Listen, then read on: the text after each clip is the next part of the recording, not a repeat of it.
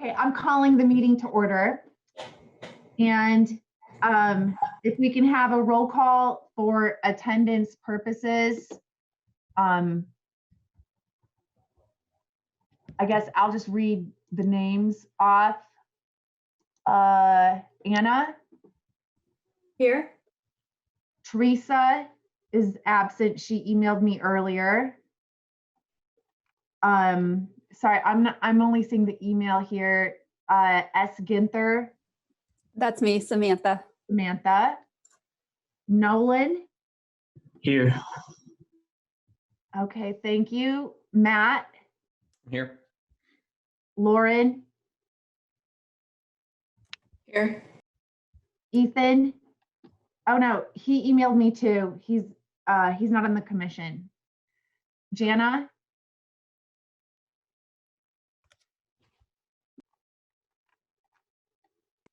I don't see her.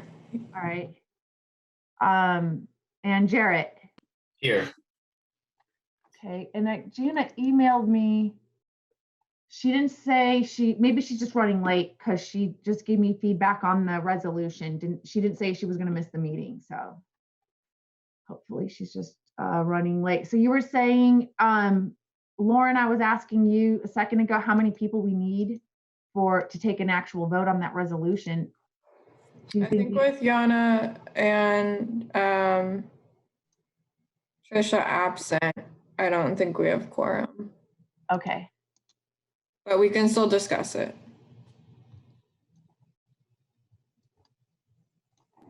Yeah. Can I ask an informational question? Uh-huh. Sure. Are the bylaws for BCOS housed in a Google Drive somewhere that commissioners have access to, or I was going to look up the same thing and wasn't quite sure where to look. Yes, there is a Google Drive. I have access to it, and I think all of us do. I think all of us I thought everyone had access to it. Maybe it's only the officers. I'll take care of that right now for you, Matt. Now that you're pointing instead of Dave, I can switch it.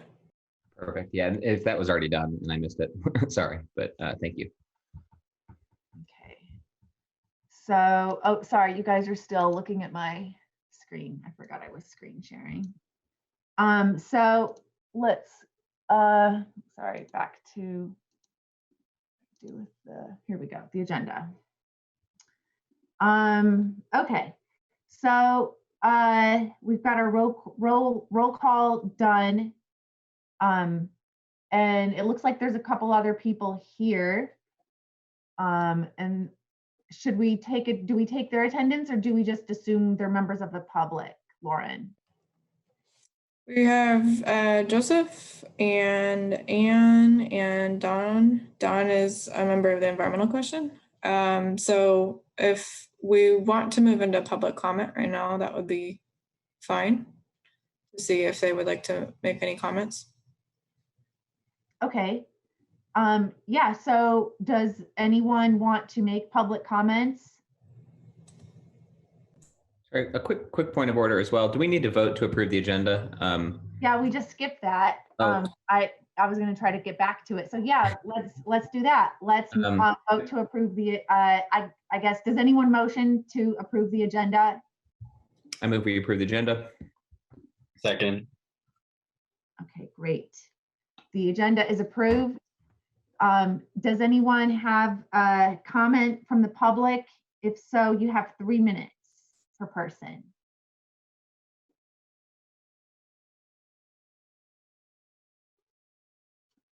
Okay. So the report from the chair. So I am I'm the vice chair, I guess, and so I'm filling in as chair for the meeting because Joseph, there's Jana, great. Joseph Newcomb, our president or chair, he stepped down and decided not to reapply for the commission. And hi, Jana. Hi. Yeah, we're just on number 5, report from the chair. And so I'm just filling in, and so we have we have openings in all 4 of the officer positions. So that would be chair, vice chair, secretary, and treasurer. We actually have it on the agenda, officer elections number 9, but I was talking with Lauren before the meeting, and I was thinking since she thinks we're going to get how many new members? We will be having 3 new council appointments, and there will be hopefully treasurers reappointed for the mayoral appointments, and then 2 open vacancies. So quite a few. So if we want to move that to the next month's meeting, that'd be fine. Matt? Yeah, I was just going to mention that the council's Climate Action and Resilience Committee is interviewing for these Friday and next week. So those appointments should be made very soon. Couldn't get it done before this meeting, but we should have new members for March. Yeah, so Lauren and I were thinking to suggest to possibly delay the officer elections until next month, because that way the new members can also think about volunteering for one of those positions. And in the meantime, all of us can hopefully be thinking about which of those positions we can also plan to volunteer for. And, you know, all of us are obviously serving here already voluntarily on the commission. So I'm, you know, leaving it to each of you to use your own judgment on whether you have the extra time to take one of those roles. Some are probably more time heavy than others. Secretary is doing a lot of note taking during the meeting, so that is a fairly skilled job that I, for instance, probably wouldn't be good at doing. You'd have to be a little more focused than I am.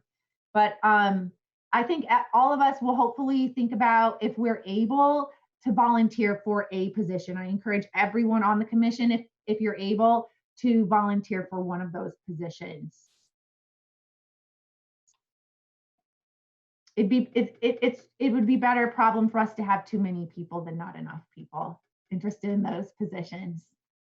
So we can be thinking about that. I will plan to volunteer for any of the officer positions again that need filled. So, okay. Do we need to discuss that anymore? Does anyone know already that they're interested in volunteering for one of those positions? Should we discuss that at all? If not, I'm just gonna move that. We're gonna strike number 9, I guess. And I mean, we're just gonna skip that. Okay, so and then yeah, I guess that's the report from the chair, is just that I'm temporarily taking leadership of this commission, like just for maybe the next 2 meetings. And my encouragement during that time is for all of us to be thinking about the long-term goals that we would like to see the commission achieve. Since, you know, now we're at the time where we're going to be, you know, planning our new goals and working groups. And it's a time for all of us to take this as an opportunity to, you know, include and involve all of our most passionate interests and, you know, the kind of things that the reasons why you joined the commission. I'll put it that way. So if you could, you know, in the next few weeks, be thinking about those kinds of things, because that's what we'll be getting to, you know, soon for the commission, is kind of rethinking our goals and our the working groups. So yeah, that's it for a report from the chair. Report from ESD. Thank you, Nisha. So I have a couple of things that I would like to report on this week. And then I also had a great conversation with Anna about waste reduction. So we'll talk about that when we get down to working groups. But the first one on the agenda, and just give me 1 second to pull up the page so that you can all see it again. I may have mentioned this last time as well, but this is a I'm going to stop sharing your agenda for 1 second and we'll come back.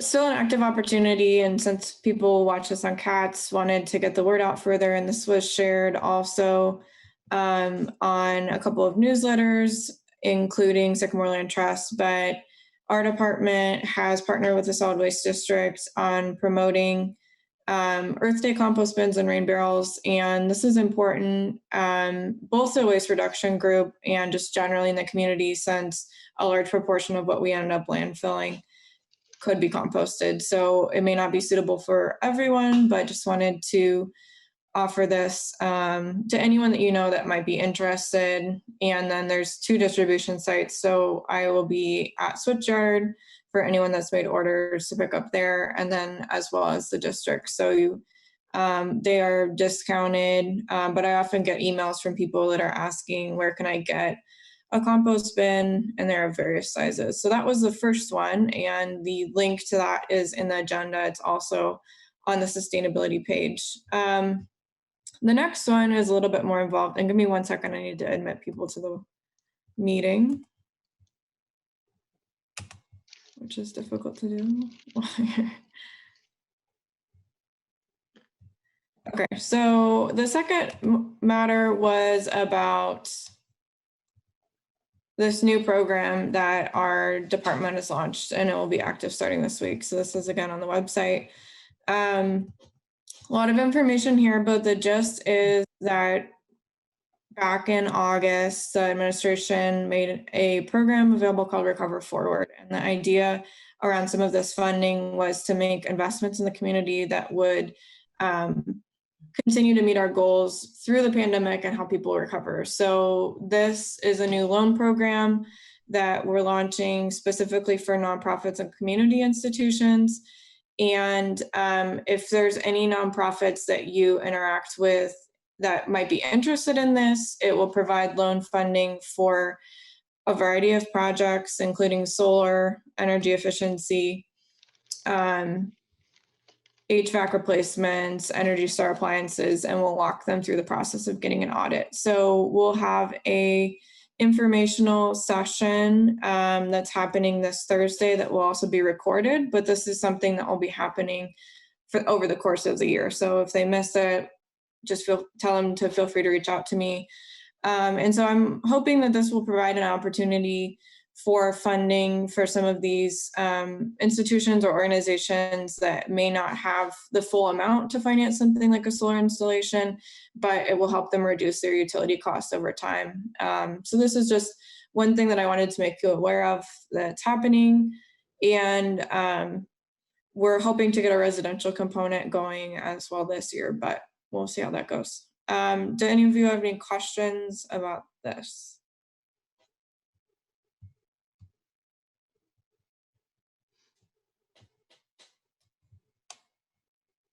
Okay, I will stop my share on that.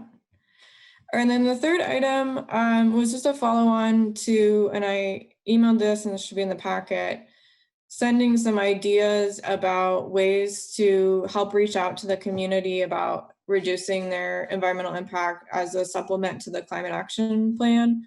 And that's a work in progress, but hoping to get a site up that kind of looks like one that Charlottesville has, where there would be different categories. And this is something that I think would be super helpful to get your perspective on as community members about where the gaps are in information about how to become more sustainable. So on this particular site, there's different sections, all relevant if you are a community member, of things that you specifically can do to help make yourself more sustainable. And this also relates to what the waste reduction group is doing. So as you click into it, it pulls up more options. And so we're working with a company that's developed this site for other cities so that if someone's really looking to become active and involved, there's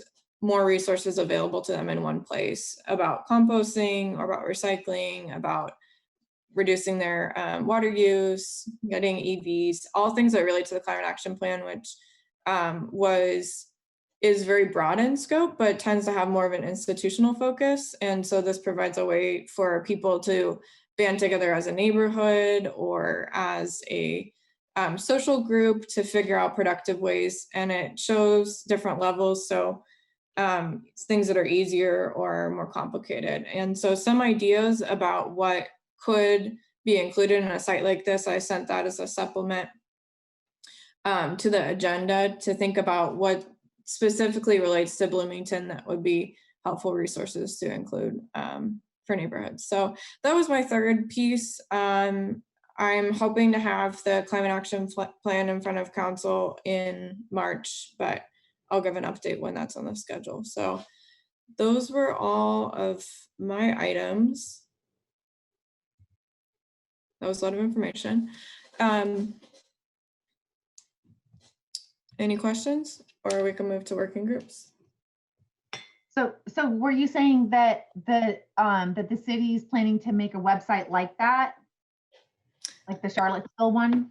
Yeah, so it will have similar categories that match up with the CAP actions, climate action plan actions. And then instead of just saying, hey, you should compost more, then that's where you can link to local resources like drop-off sites of the district where you can drop off your compost, or ways to get compost bins or best practices for composting, so that for anyone, we had a lot of people that participated in the climate strike and then said, you know, what specifically can I do to help the community? There's ways that they can see which actions are more impactful or less impactful from an emissions standpoint. Just a comment, I think that I love that resource, Lauren. Thanks for sharing it. And, okay, thanks. Definitely looks like something that would be useful, and something that I noticed, I'm not sure if anyone else noticed this, that there seems to be like a star or like some sort of reward system under each bucket. And I'm interested, I mean, I would be interested to learn if Charlottesville has any sort of kind of public incentive or certificate program for kind of whether their community members accomplish certain things. So I definitely am interested in checking that out if you'd be willing to share the link.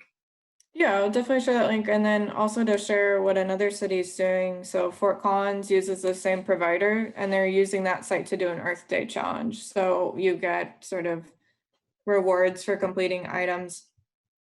So they made a fun competition, and you created an account, and then people made groups, and then they had prizes of things like curbside composting or a gift card to a local grocery store. So.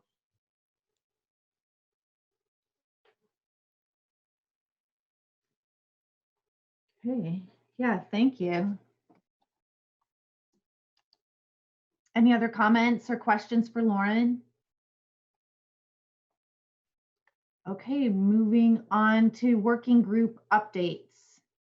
And I think, Lauren, correct me if I'm wrong, but I think these working groups are something that we will plan to discuss in the next couple, maybe next month, on what we want these new working groups to be. Is that how you're understanding it?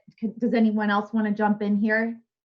Well, I know the waste reduction one is active. Ethan had been kind of at the helm of the policies one, and the sustainable business one has been on and off. But I think Anna had some thoughts that she was going to mention now, and then after that we can move to the resolution. Okay, yeah, so let's go ahead and hear from Anna on waste reduction. Sure, and yeah, just a disclaimer too. I mean, if we do continue to have those conversations next month, and want to welcome some new members, I think that would be great, just to have new people in the working group. So we are by no means a fixed group. We are always open to help, but we basically just are working on a couple of projects that I think I've mentioned before, and I was able to kind of check in with Lauren, who's able to offer some good feedback on moving forward. So our priorities as a committee have been just looking into recycling and composting practices for local businesses. And we've been focusing on restaurants as well as apartment complexes. So we have kind of two different research and data collection processes going on, but we also kind of acknowledge our limitations as a volunteer committee, and just our limited capacity in being able to contact every restaurant, learn about every, try to gather all of that data on our own. And so we've been trying to brainstorm ways. We now have a comprehensive list of every restaurant as far as we know, as well as every apartment complex. So we've been populating some of that data on our own just to kind of have as a resource, or maybe even share with future city officials or an intern. We just thought that kind of having that as a public resource would be useful. Lauren had a great suggestion though, which was to possibly try to convene some sort of event with business owners, local restaurant managers, to kind of just share, provide an opportunity and a space for them to kind of share what's worked. Some places that come to mind are Inkwell. I know Hopscotch is doing a great job, but Upland also comes to mind, of restaurants that already have compostable takeout containers. And so being able to get those folks in a room or a Zoom room together to kind of discuss what they've done and share tips for other smaller businesses here in Bloomington. So I think that's a great idea. I would be happy to help plan something like that if anyone else wants to kind of jump on board. And I know, the committee can definitely kind of add that to our agenda for our next meeting to discuss next steps there. And then also just want to give a shout out to Joseph for developing an automated form that is able to kind of populate the data in a much more efficient way through the apartment complexes. And so he's been collecting some data as well. So we have some initial findings, just some anecdotal data on kind of some of the restaurants that are doing a great job, some apartment complexes that might be lacking recycling options. So we're kind of at a point now where we're open to just ideas of what to do with this information.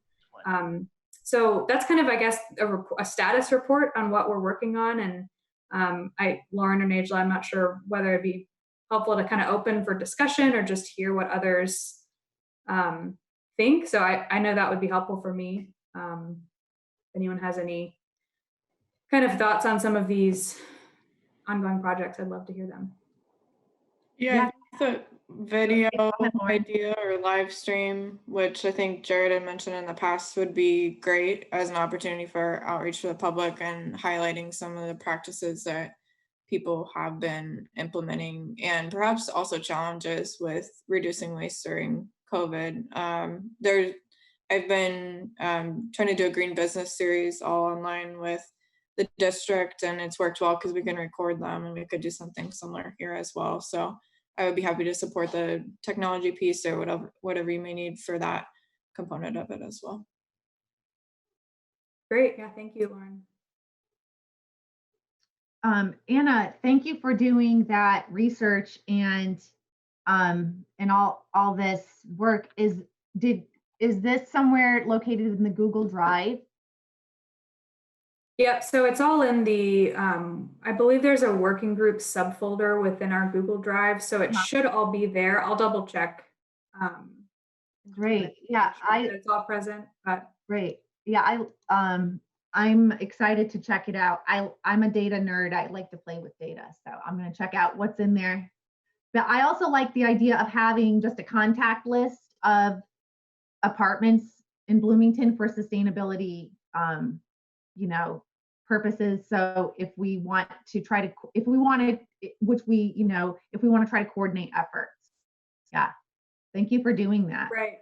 Absolutely. Yeah. And thanks to Joseph and for creating the apartment form, and then to Samantha as well for doing a lot of the legwork on just collecting restaurant data. One thing that we found challenging is just that apartment complexes tend to have like a centralized email. And so it's a lot easier to just send a form and collect the data automatically. But with restaurants, there's a lot more kind of personal contact. And so it's just more tricky to get data that's, accurate, because a lot of times it's just required phone calls. And so that's kind of why we're at a little bit of a point there where we want to kind of take it to the next level. And I think Lauren's idea for having some sort of live streamed meeting or session would be really beneficial. Yeah, I was going to ask it, like, what's the follow-up step? So, what kinds of things were you thinking of communicating to these groups? Yeah, that's a great question. Well, one of to explore. Sorry. Oh, no, yeah, I can speak a little bit, but if anyone else in the committee wants to chime in, please feel free. But one thing we've been talking about is just, whether restaurants do internal composting, how they're managing their food waste, what companies they're working with. So like if they do there's one company that maybe it's D'Angelo's, I don't remember which one, but I think has compostable drinking straws. And so just sharing, obviously restaurants are struggling right now. And so to be able to share that information with one another, other business owners, I think would be really beneficial. Just saying, here's our vendor for drinking straws, here's our vendor for takeout containers. Seems like a small step, but I think it's a really important one, for our community. So that's kind of one of the things we've been talking about is just vendors and how restaurants are managing those practices. But I'm sure there's so many different areas that we could touch on with this.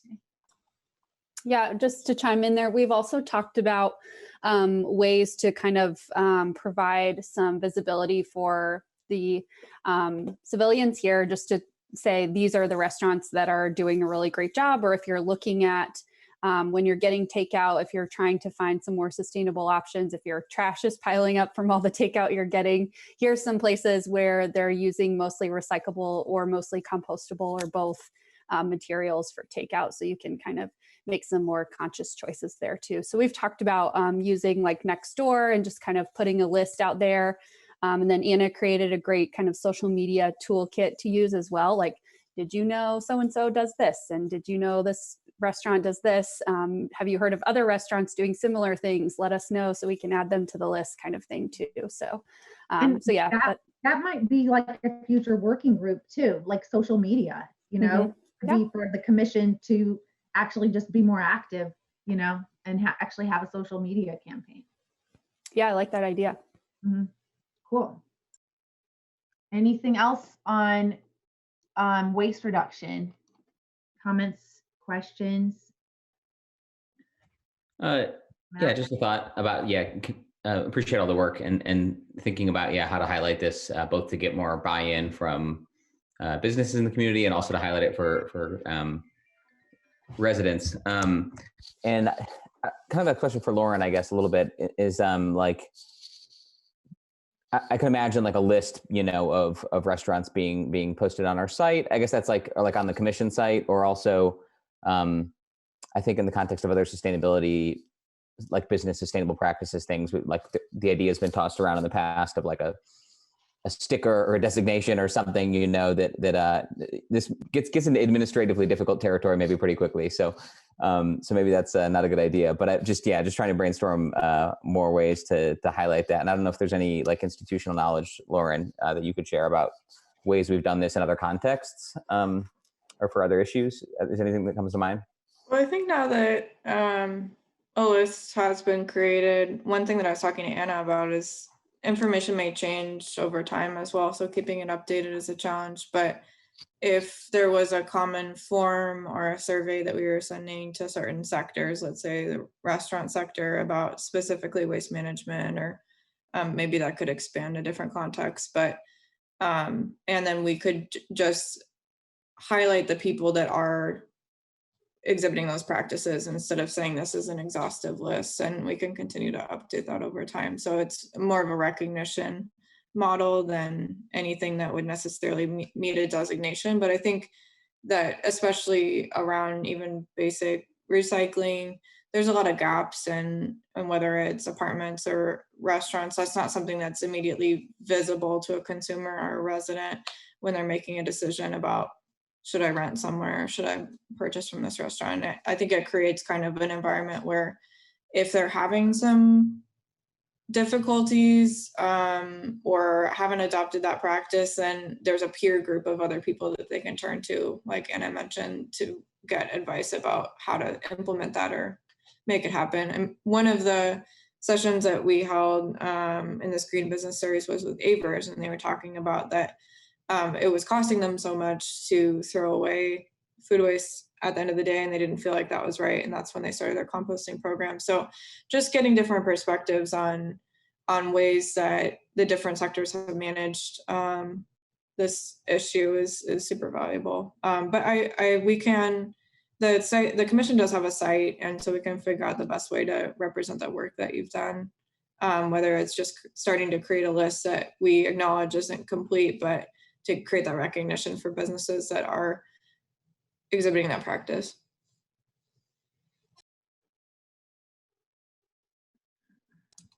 I think Joseph has his hand up. You want to say something?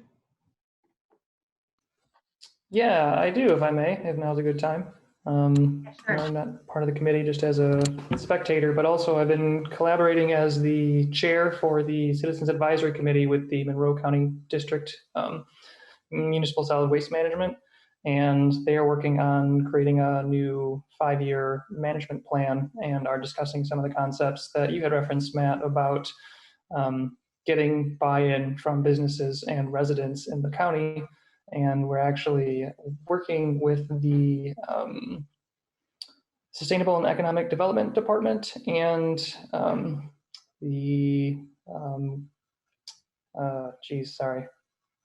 Department of Public Works Sanitation for working on collaborative efforts for those things. So we are talking about pretty much the same notion that you mentioned, the idea of sort of a Green Star program, which was already pitched in the 92 plan for the district, and I think has already existed in some capacity within the city of Bloomington in the past. And we're kind of, to avoid doing repeat work, we're also looking into those things right now for the district's plan to see what's been done and if, I guess, how we're going to go about doing it again, should we choose to. And then also to follow up on a remark that you had made, Angela, there is in the waste reduction working group apartment outreach survey a question allowing apartments to indicate if they're interested in receiving follow-up information about composting or recycling developments. And I only have about 50 responses so far from apartments in the city, but one of them is a yes. So I thought that was promising and potentially a good avenue for, like you said, having a list, a ready-made list of locations that are interested in receiving more information as we develop these sorts of resources, like the one that you had just mentioned, Lauren, with the sustainability initiatives for individuals. That's something we could definitely forward through that channel. And that covers everything I want to say about that. So thank you. Thank you. If you could just keep us updated, I would love a copy of that survey too, just as it's being sent out. Okay, I will do that. Thank you.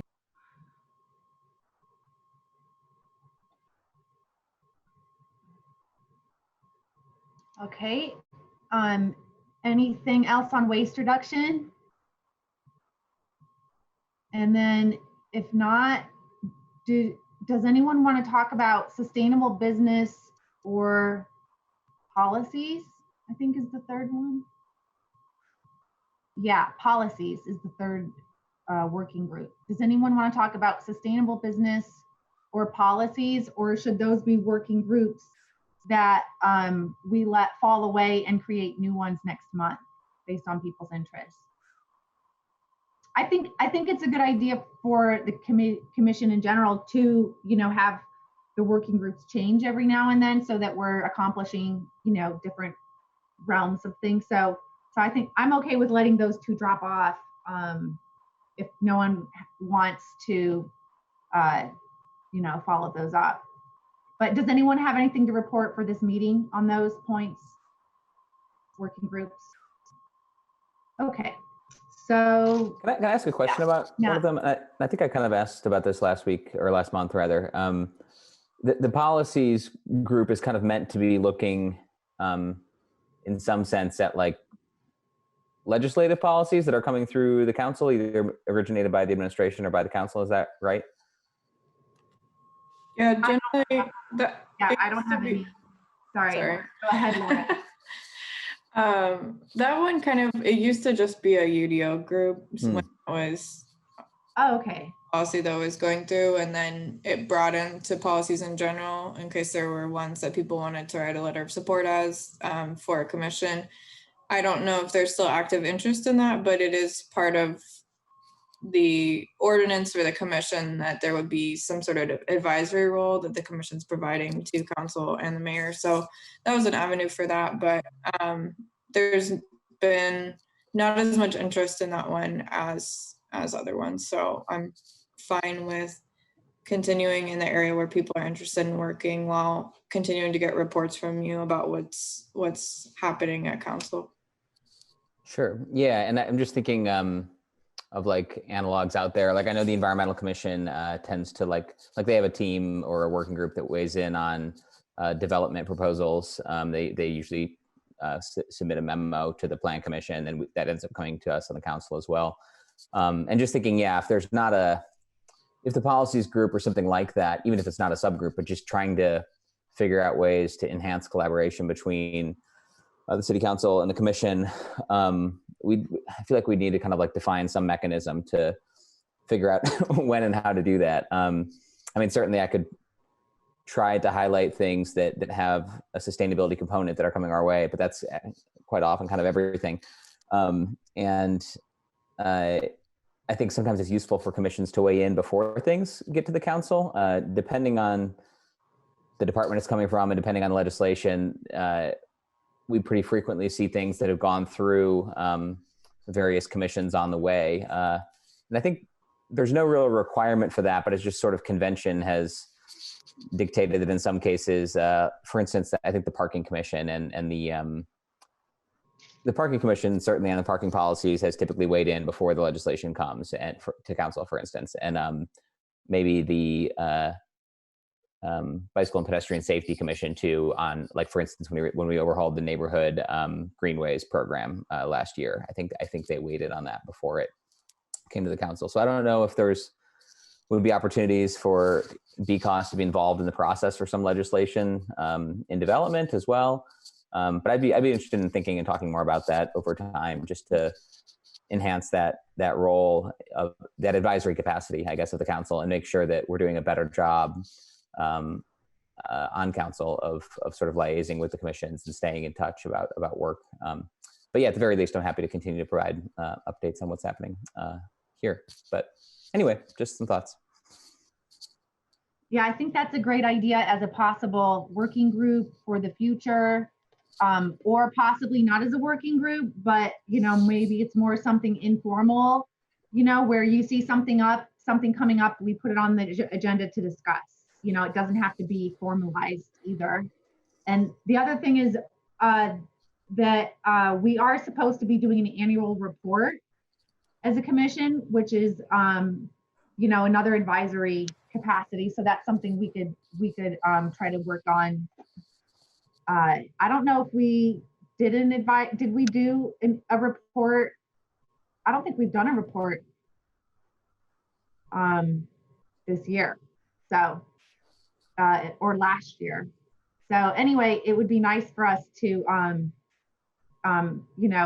give our advice in a report. But I see your point, Matt, that it's not timely enough to give a 1-year report on legislation that's happening at a very fast pace. So that's more something we need to discuss at the meetings. But yeah, that's something to think about, whether that should be a working group or some other mechanism like you suggested. I'm definitely open to that. We could put a standing item on the agenda if there's anything that Matt sees coming up, and we can skip. That's a good idea. Yeah, I like that idea. Yeah, upcoming legislation. All right. Okay, so if there's nothing else on working groups, let's discuss the housing resolution. I'll pull it up on my screen. I had another point of order related to this. Thanks for sharing the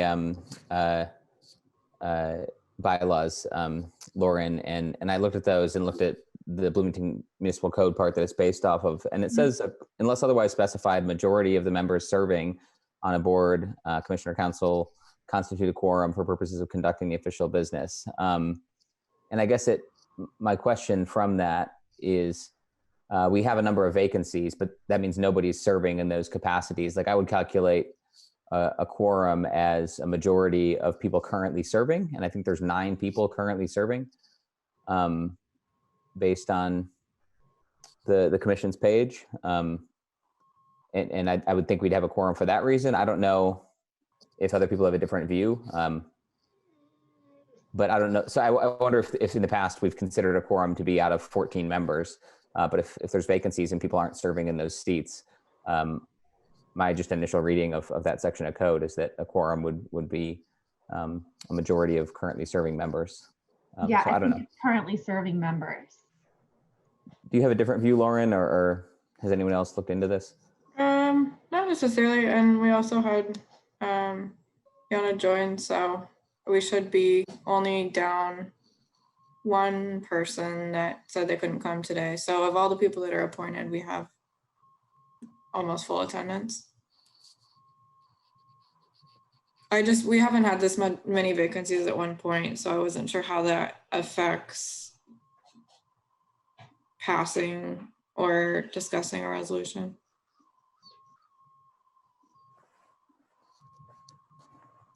Yeah, I would defer to what other commissioners think or what the chair thinks. But yeah, our bylaws seem to say that a majority of members serving constitute a quorum. But I mean, but yeah, if it was only 2 or 3 of us, I would definitely, think differently. But I think how many do we have present?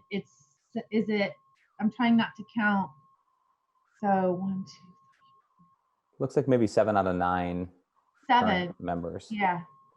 We're missing Okay. Andrew So that's Prenmore. definitely a majority. That's definitely more than half. So I don't have a particularly strong feeling about deferring on this resolution for another month either. I just thought I'd bring up the issue that I think technically we could vote on it if commissioners wanted to. does anyone else have any thoughts on voting on the resolution or not voting on the resolution tonight? I agree with, I think it would be great to vote on it if we can. I know a lot of times we kind of get stuck in like not being able to vote and just because of quorum. So if others feel comfortable with that interpretation of the bylaws, I definitely think that voting on this resolution sooner rather than later would be helpful. Yeah, I agree with what Anna said. I think that especially with this resolution being somewhat time sensitive, I think since we already delayed it 1 month, I think it's really important to pass it tonight. And like has already been said, 7 out of 9 appointed members are here. So I think that's a clear majority of the currently serving members. So I think my view is that we're good. Agreed. Pretty sure we've got 8 members on the call, so that would be a majority anyways. All right. Right? Am I wrong? I got 7. Joseph is not a member of the commission currently, if you were counting Joseph. I'm not. Nor is Lauren, if you're counting Lauren. She's staff I'm support. counting Lauren. All right, sorry. Gotcha. Okay, so is everyone okay to move forward with looking at the resolution and discussing it before taking a vote? Great. I did get feedback from Matt and Jana both on a typo that I fixed. Thank you both for that. I removed the typo.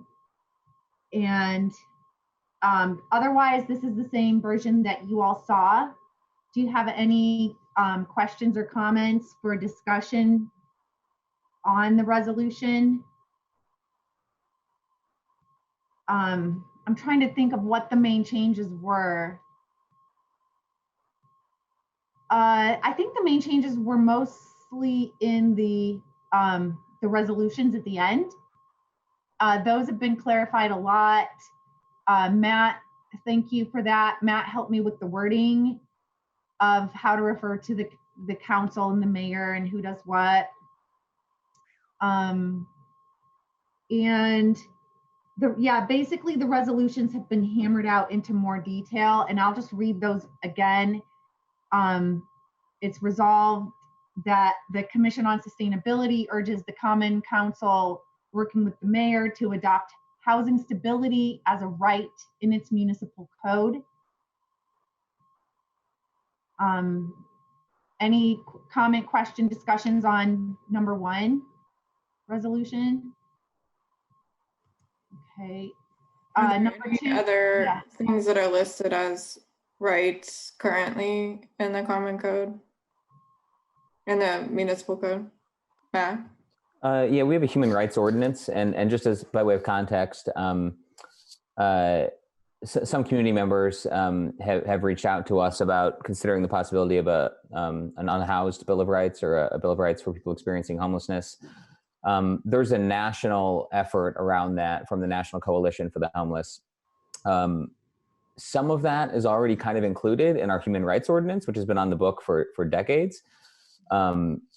So we hadn't yet pursued that. A number of council members are interested in looking at that Bill of Rights type of language, which tends to be, well, we have some of it sort of already in place in the human rights ordinance. So we didn't want to wholesale adopt a homeless Bill of Rights if some of it already existed. So we thought the better approach would probably be to look at our human rights ordinance and augment it where needed. It's a fair amount of like non-discrimination kind of things. And if housing status, for instance, isn't included, in some areas, we could include those. I think I would have to, look into this in more detail with our attorneys over time and stuff, based on this resolution. For instance, this provision in the resolution, what's feasible in terms of language for municipal code, and how we could identify housing stability as a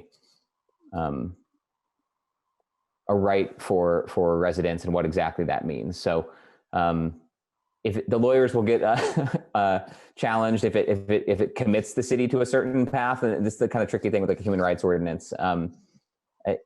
It's in a sense aspirational, because at times we're not always going to meet human rights, and that's the sad nature of society and our reality.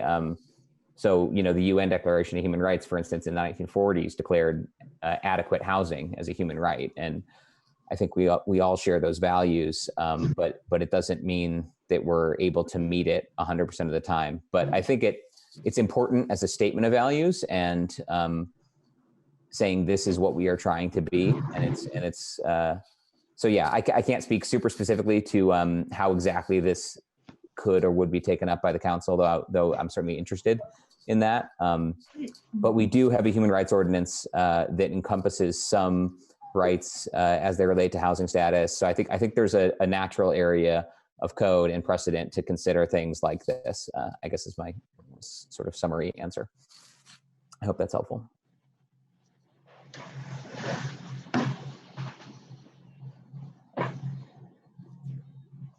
All right. Any other comments or question on housing stability as a right? And just as an FYI, the term housing stability is broader than housing as a right, because technically people can be housed, but they are still housing unstable. So the term housing stability is more broad. That was my intention anyway with wording it that way. Number 2, urges the mayor, working in collaboration with the council. This was Matt's suggestion. Sometimes we reverse the words, because depending on what the actions are, sometimes the council or the mayor is more appropriate. Anyway, it's urging the city to conduct a feasibility study and subsequently develop a plan, Housing First plan, by December 25th, 2021 to ensure housing stability to all residents. So we discussed whether or not having the date in there was a good idea, and then we decided leaving it in is better. It's better to have some kind of aspiration. We decided it's better to have some kind of aspirational timeline and objective, even if it's not, scientifically perfect, at least it's in there. It gives the commission the opportunity then on December, or the next meeting in January 2022 to come back and say, okay, what's been done. So it gives us some more leverage, I think. Any questions or comments on number 2? I have another comment. Matt, I'm just go trying to ahead. add some context where appropriate. There is a new sort of working group called, that's loosely going by, I think, Housing Insecurity group that was convened initially by the mayor. There were a few meetings in December with sort of social service providers, and then also like funders, like foundations, basically Community Foundation, United Way, et cetera. And out of that has grown a broader effort, this Housing Insecurity group that's being headed by Tina Peterson with Community Foundation and Efrat Pfefferman with United Way. That's quite collaborative across city, county, townships, public, private sector, IU Health, that kind of thing, that is looking at a plan that was developed by the South Central Housing Network in 2014 about ending homelessness. And obviously Housing First is the kind of best research-based strategy for doing that. So I would say there is a sort of group that has begun looking at gaps and like an intergovernmental group that's looking at gaps and looking at what's needed. And so there's a lot of conversation and momentum right now, kind of in this vein, to where I could imagine what grows out of that group fitting into this, in collaboration with the HAND department and Community and Family Resources department, perhaps at the city, working on a scoping plan like this. So I just wanted to mention that there's some really synergistic sort of efforts already underway with this particular resolution bullet item. Thank you. And that fits even better with number 3, even because number 3 says further urges the city to work with all stakeholders to identify and address existing gaps and barriers to achieve housing stability for all residents. And Matt suggested that I don't need to list them all because the list was getting so long. It was like half a page, like single space. So Matt suggested just say all stakeholders and let the city figure it out. So that's fine with me. So that's number 3. And then, we just mentioned to identify and address existing gaps and barriers to achieving stability. That was the attempt to word it in a way that's not micromanaging. That is, once again, we're just not telling the city like how to do things, just asking them to move towards reaching goals. And then number 4, lastly, to support the long-term success of the Housing First program. I'm really proud of this bullet item because this is, I think, why this resolution is sustainable, because it at least is asking the city to make an attempt to treat this as an economic externality issue, where it wants to identify and link people who are economically benefiting from the same problem that's causing and exacerbating and causing more people to be unhoused. So anyway, it's to support the long-term success of the Housing First program, to identify and consider all public and private sources of funds, all public and private sources of funds. And so this should include this working group, Matt, all those people on that working group, especially any major contributing agents to and or beneficiaries of the rising housing costs in our city. So I hope I've kind of explained why that's in there without like giving a lecture on externalities. But it's the idea is to be sustainable. We shouldn't just expect our nonprofits and charities to solve these problems to pay for them, right? I mean, I'm fine with the nonprofits who are operating the programs continuing to be the ones who are operating them, right? But the idea is it's not economically sustainable in the future, knowing the trends that are happening, to just expect our nonprofits to pick up the bill. So that's what number 4 represents. Any questions or comments to that? I mean, there's nothing we can do to, enforce this part. It's just, I thought bringing attention to it would be better than not, would maybe make it more likely that the city might actually follow through.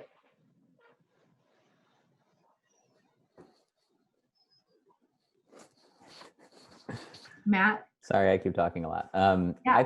I think it's great to identify that. I mean, this is, you cite research, for instance, from the whereas clauses or what are basically whereas clauses, that it's often lower cost to provide housing, for folks than to deal with the emergency type of harms, whether it's police calls or incarceration or emergency room visits, et cetera, that accompany having lacking housing stability. So it's often lower cost, it's economically efficient or sustainable to take that approach. But one of the real barriers to that is that if it's government, for instance, who would sort of pay for that, the beneficiaries are much broader than government. The beneficiaries include hospitals and health clinics, include the university, include business community and business community members and a lot of folks. So it's kind of like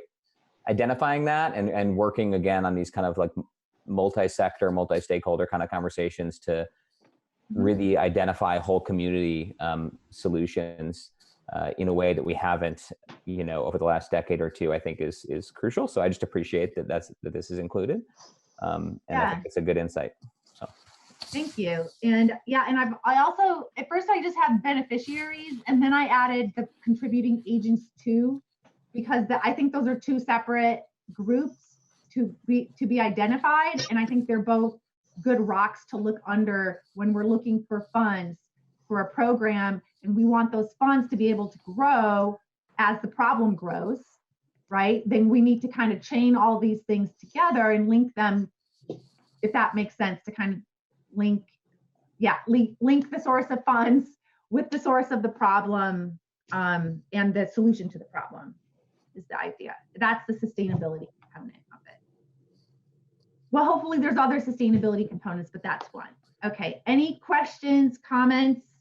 And then I've got endorsements from Indiana Recovery Alliance, Bloomington Homeless Coalition, and Neighbors United. And the South Central Housing Network, I thought we're going to endorse it, but I haven't heard back from them. So let me email, I think they have another meeting coming up tomorrow or Thursday. So let me see if I can get them to endorse it in their next meeting.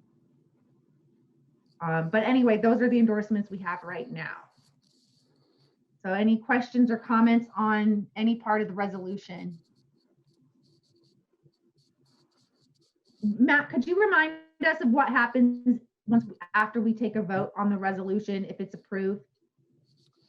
I would just, nothing happens per se, but I would just suggest that it might be a good idea to contact the council office, and I can help facilitate that, to get on the agenda for an upcoming regular session, at which point we could have, time set aside during public comment where you could present the resolution to the council. And then at that point, I mean, it's really just a statement of values and, support, I suppose, from the commission. It's not something we would probably take up in its exact form, but I think it calls on the council and, the mayor and his staff to do certain things. So submitting it to the mayor's office as well, obviously. But yeah, and then I think, some follow-up would be warranted and a good thing. Perhaps the commission could have a designee who is involved with this housing insecurity group, for instance, that's already sort of been underway. I think there's, 60 or so stakeholders. It's sort of an unwieldy amount of stakeholders and people. But even if it was just an invitation to the meetings to attend and listen, even if it wasn't, necessarily contributing per se, like, I think it's a way to follow up on this and kind of not wait till January next year and say, okay, what happened, but rather kind of take an active role if the commission wanted in following up on some of these things. So, I mean, that's just my advice, I guess, for some possible next steps in terms of how to submit this to the council and the mayor. And I think it's worthy of coming and presenting at a meeting as opposed to just, say, emailing us the approved resolution. So.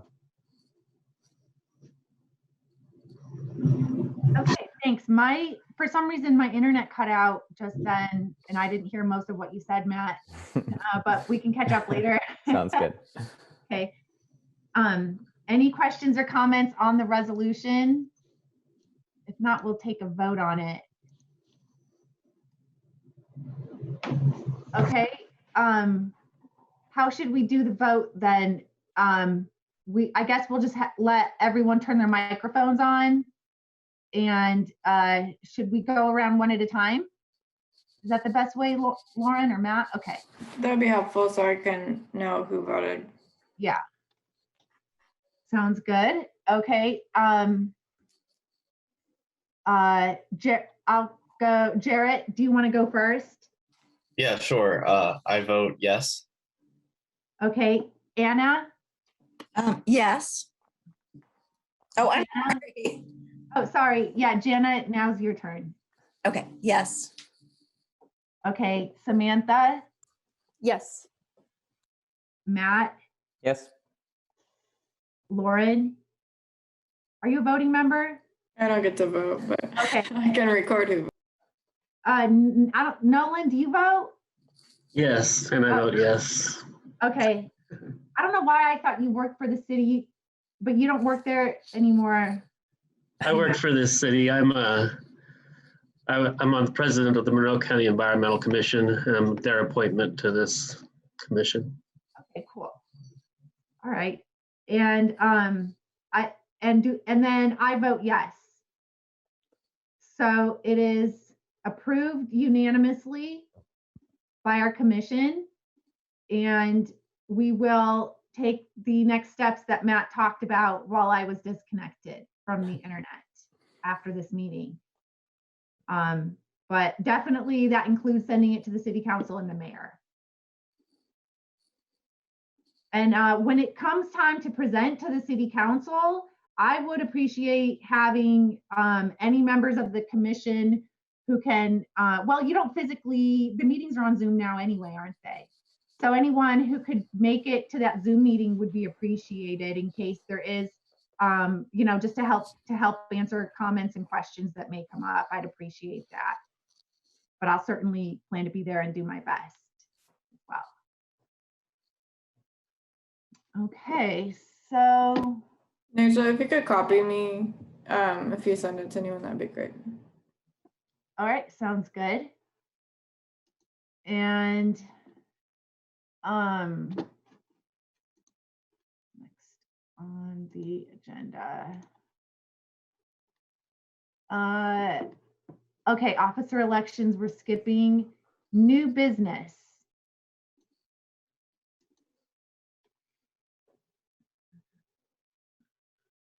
Okay.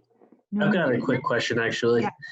Last month, the County Environmental Commission met with some representatives of the Citizens Climate Lobby, and they asked us to formally endorse the, I always forget the name, Energy Innovation and Dividends Act, I think it is, the carbon tax bill that's in the House, and they're trying to collect as many local elected officials and groups to formally endorse it. And I'm curious if they've reached out to you all, and if this group's already done that or not. I don't think so. Okay. If it's okay with you, Najla, I might give them your contact information and see if they want to be on, if the group's interested in that possibility, to put that on the agenda. And like I say, they met with us.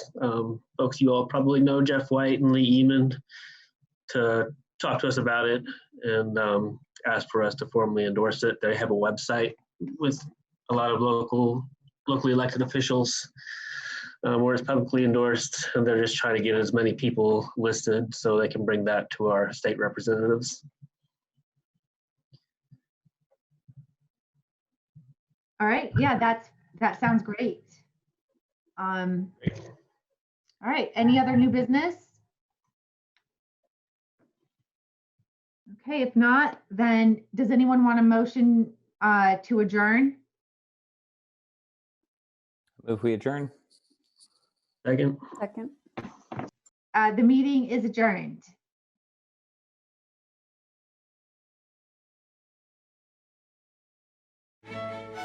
Bye.